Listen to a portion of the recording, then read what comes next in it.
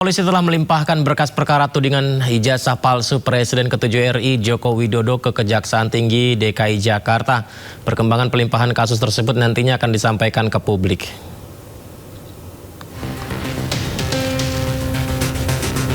Kabid Humas Polda Metro Jaya mengatakan pihaknya sudah berkoordinasi dengan Jaksa Penuntut Umum. Polda Metro Jaya telah menetapkan 8 orang sebagai tersangka. Surat penghentian penyidikan atau SP3 terhadap 3 tersangka juga sudah diterbitkan. 3 tersangka adalah Egy Sujana, Dame Hari Lubis, dan Rismon Sianipar. Sementara 5 tersangka lainnya masih memilih melanjutkan perkara. Tersangka pada kasus ini terbagi dalam 2 klaster. Klaster pertama yakni Kurnia Royani, Rizal Fadilah, dan Rustam Effendi. Klaster kedua adalah Roy Suryo dan Dr. Tifa.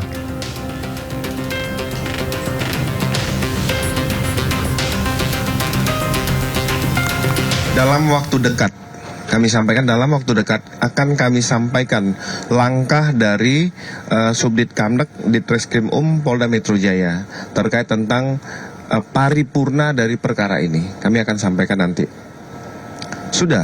Artinya berkas perkara ini sudah dikirim kembali kepada kejaksaan. Makanya nanti dalam waktu dekat akan kami sampaikan dalam rangka apakah sudah P21 dan rencana akan tahap 2. Nanti akan kami sampaikan. Kelompok bongkar ijazah Jokowi atau Bon Jovi menyebut UGM sengaja pasang badan untuk melindungi Jokowi dari tudingan ijazah palsu. Bon Jovi juga mengaku menemukan banyak sekali kejanggalan dalam dokumen pencalonan sebagai calon wali kota hingga calon gubernur saat itu.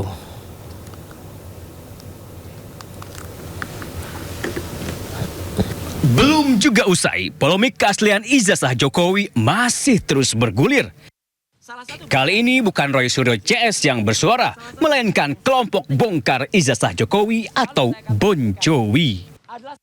Dalam pernyataan terbarunya, Bon Jovi menilai UGM sengaja pasang badan untuk melindungi Joko Widodo. Perwakilan Bon Jovi Syamsuddin Alimsyah mempertanyakan sikap UGM yang ngotot menggugat putusan Komisi Informasi Publik atau KIP. Padahal dalam persidangan Syamsuddin menyebut UGM dinilai tidak menunjukkan keberatan terhadap perintah membuka dokumen.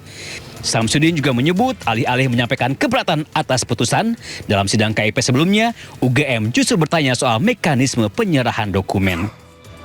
Ada apa sebenarnya UGM itu sampai kemudian mau menjadi tameng terhadap Jokowi? Ini penting, karena selama dalam persidangan sesungguhnya adalah tidak ada satu alasan pun bagi UGM untuk tidak menyerahkan dokumen itu. Bahkan pada saat putusan pun UGM tidak menyatakan keberatan.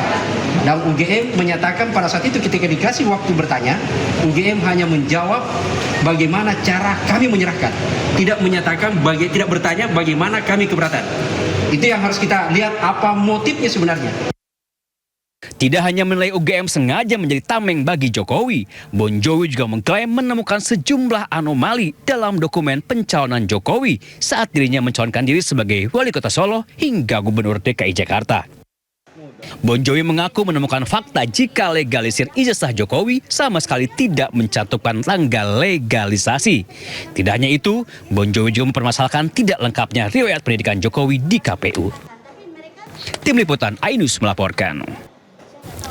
Informasi berikutnya, haru dan tangis bahagia mewarnai pengumuman lolos perguruan tinggi negeri hasil seleksi nasional berdasarkan tes SNBT 2026. 256.369 peserta dinyatakan lolos ujian tulis berbasis komputer UTBK.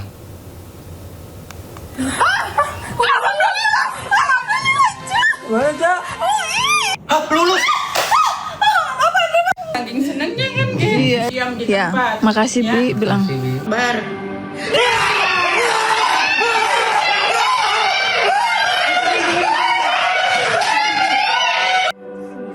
Tangis bahagia pun pecah begitu calon mahasiswa melihat laman website pengumuman menampilkan barcode yang menandakan lulus PTN.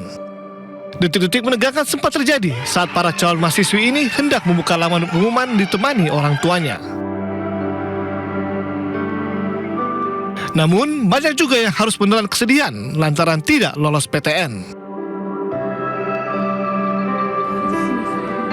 Hari Senin kemarin, Seleksi Nasional Penerimaan Mahasiswa Baru 2026 mengumumkan 256.369 peserta lolos ujian tulis berbasis komputer atau UTBK. Untuk SNBT itu ada 871.000 peserta, dengan yang diterima ada 256.000. Adapun saat ini di perguruan tinggi negeri itu masih tersedia kuota sekitar 186.000 yang masih bisa diperebutkan oleh anak-anak kita. Saat pelaksanaan UTBK tahun ini ditemukan sejumlah kecurangan. 38 peserta curang, 27 diantaranya menggunakan joki, sementara 11 lainnya menggunakan alat terlarang. Tim Liputan iNews melaporkan. Beredar informasi di media sosial, seorang pembawa acara di event Kalteng Expo meminta maaf atas perilakunya yang memancing kegaduhan.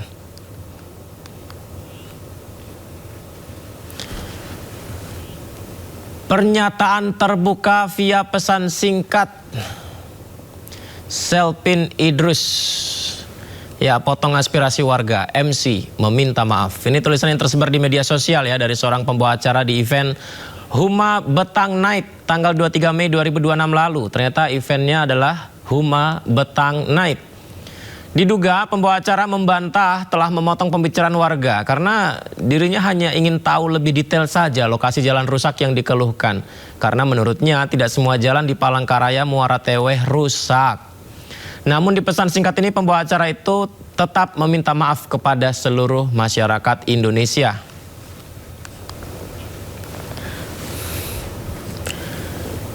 Jadi permintaan maaf itu pemirsa dikarenakan sebelumnya aksi seorang pembawa acara atau MC pria dalam acara Kalteng Expo memicu kritik tajam masyarakat. Pasalnya MC memotong keluhan warga terkait jalan rusak ke pemerintah daerah Kalimantan Tengah. Ya, ini dia pemirsa, momennya bermula saat pembawa acara Kalteng Expo membuka sendiri sesi interaksi di atas panggung bersama warga. Siapa yang menyampaikan pesan? Nah, kesempatan itu akhirnya langsung dimanfaatkan warga untuk menyuarakan kendala jalan rusak di Palangkaraya ke Muara Teweh. Namun, alih-alih memberikan warga waktu untuk berkeluh kesah, menjelaskan jalan mana saja yang rusak, pembawa acaranya malah memotong perkataannya terus pemirsa. Jalan di mana emang? Jalan di mana? Jalan di mana? Jalan depan rumahnya. Waduh. Netizen rame-rame mengkritik hilangnya profesionalisme MC dalam menghadapi kritikan masyarakat yang ditujukan ke pemerintahnya. Pesannya untuk pemerintah provinsi, tentunya juga di sini ada Pak Gubernur nih, dan juga forum koordinasi mau menyampaikan nih. apa? Ada Pak Kapolda, Pak Kabinda, Pak Pangdam, 22 Taman Bunga ya ada. Ayo, pada langut semuanya coba. Mau pesan apa? Mau yang disampaikan. Iya, silakan. Ini tolong diperbaikin jalan raya. Yang di mana? Yang di mana? Yang di mana? Yang di mana? Dari Palangkaraya ke Muara Teweh. Yang di mananya? Yang di mana? Yang di mana? Jalan yang mana? Jalan depan rumahnya. Jalan lintas Kalimantan. Oh, lintas Kalimantan. Yang mana? Berarti Pak Bupati harus ya. jelas dong yang mana.